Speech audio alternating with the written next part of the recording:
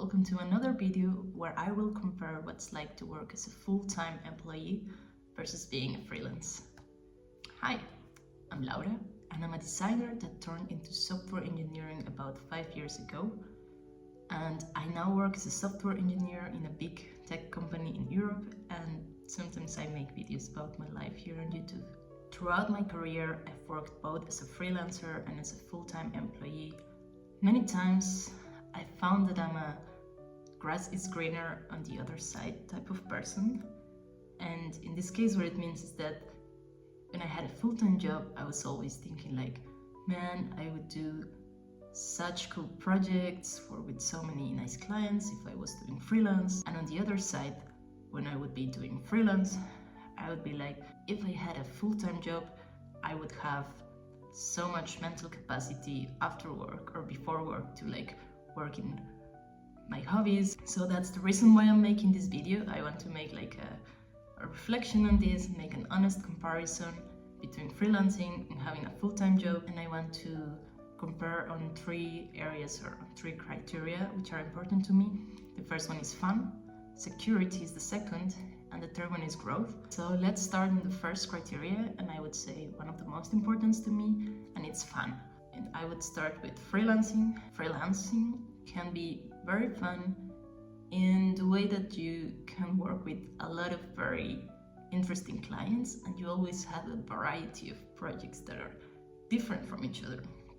So for example, when I was working as a freelancing, I chose my clients, or the type of projects that I was working on were related to web design for museums, for design agencies. Really, I had a lot of fun just making these projects because the topics were very interesting to me per se.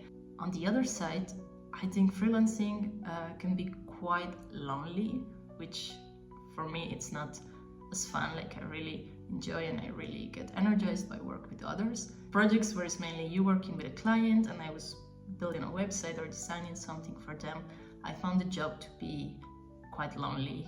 On the other side, so a full-time job, there of course you don't have as much freedom to choose on what you're working for, but I think, or in my experience, you can have a lot of fun if your interests and your values are aligned with the type of company or project or team that you're working on. Me, for example, I now work in a software development team, but I work in the data visualization team, which is very aligned with design and what the type of work I enjoy doing. I just get really energized by the topic, even if of course I don't always get to choose. What I think is the most important for me and what really makes a full-time job fun is interacting with others. Having a team, having people that you can go to the office or go to a physical place and just spend time with them, really build this relationship over time.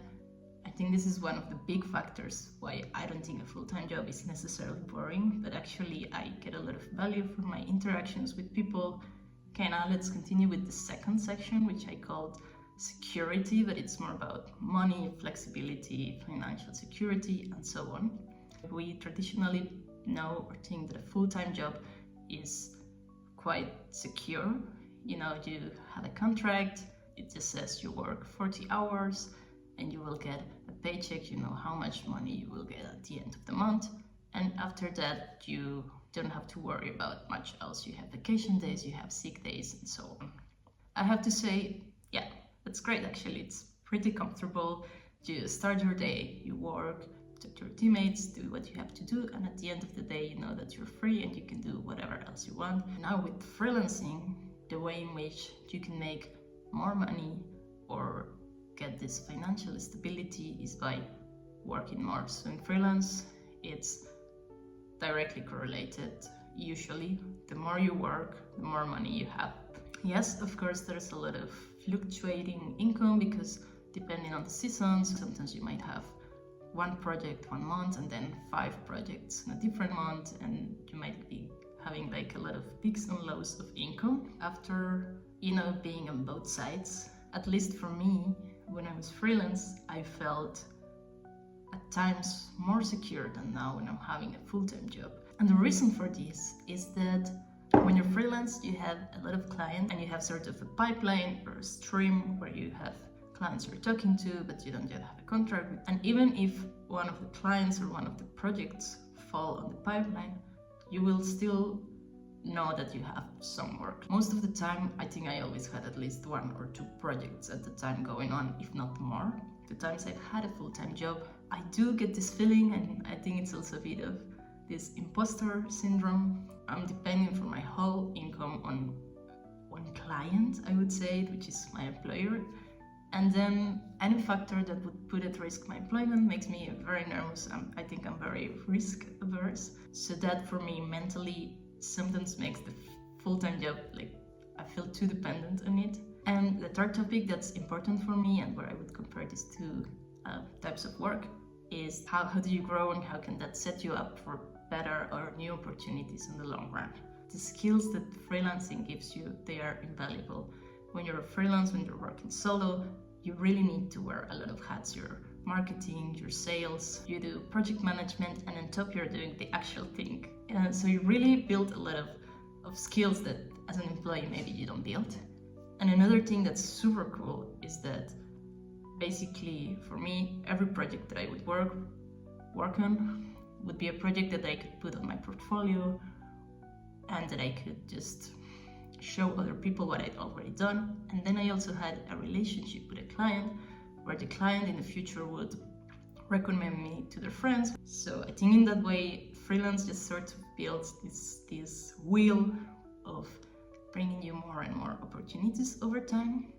But on the other side, when you have a role on a company or a role on a team, there you really have the opportunity to become a super expert in one specific team. I don't know, if you work as a software developer, you can be like ultra dive deep on accessibility for UI interfaces or performance improvements for video streaming and so on. So that's the one thing where I think full-time job is really nice if you want to go deep into one specific, like very small niche. And you don't necessarily build this sort of big broad skills.